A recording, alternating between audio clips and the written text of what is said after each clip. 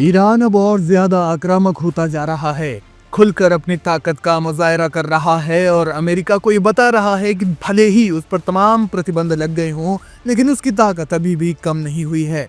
पश्चिमी एशिया में तनाव को चरम पर ले जाते हुए ईरान ने हाल ही में ओमान सागर और दुनिया के महत्वपूर्ण तेल मार्ग होर्मुज जल डमरूमध्य के पास एक विशाल नौसैनिक ड्रिल की। इस दौरान ईरान ने न सिर्फ अपने हथियारों की ताकत दिखाई, बल्कि लंबी दूरी की मिसाइलों का सफल परीक्षण भी किया है।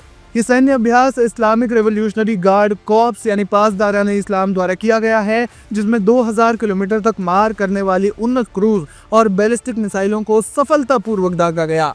ये ड्रिल इसराइल ईरान युद्ध के बाद दूसरी सबसे बड़ी नौसैनिक कवायद है और इसे ईरान द्वारा अपने मुख्य विरोधियों यानी इसराइल और संयुक्त राज्य अमेरिका के खिलाफ आक्रामक निवारक यानी एग्रेसिव डिटरेंस के रूप में देखा जा रहा है।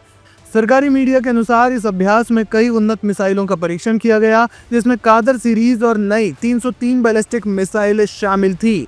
इन मिसाइलों को ईरान के आंतरिक भागों में स्थित भूमिगत ठिकानों या अंडरग्राउंड बेसिस से लॉन्च किया गया और इन्होंने ओमान सागर में तैरते लक्ष्यों को सटीकता से भेदा। ये सफल परीक्षण ईरान के घरेलू मिसाइल कार्यक्रम की मजबूती को दर्शाता है और ये पुष्टि करता है कि देश अपनी सैन्य शक्ति के मामले में किसी भी बाहरी दबाव के सामने झुकने को तैयार नहीं है।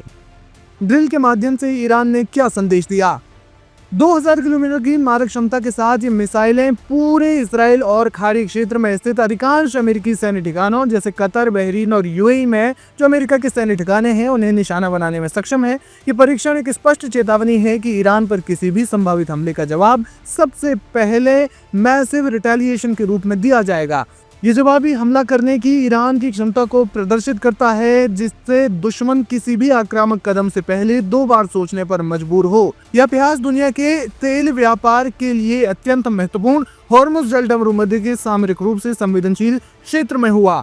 ईरान ने यह जताने की कोशिश की है कि वो जरूरत पड़ने पर इस जलमार्ग की सुरक्षा कर सकता है या तनाव की स्थिति में वैश्विक तेल आपूर्ति को बाधित करने की क्षमता रखता है।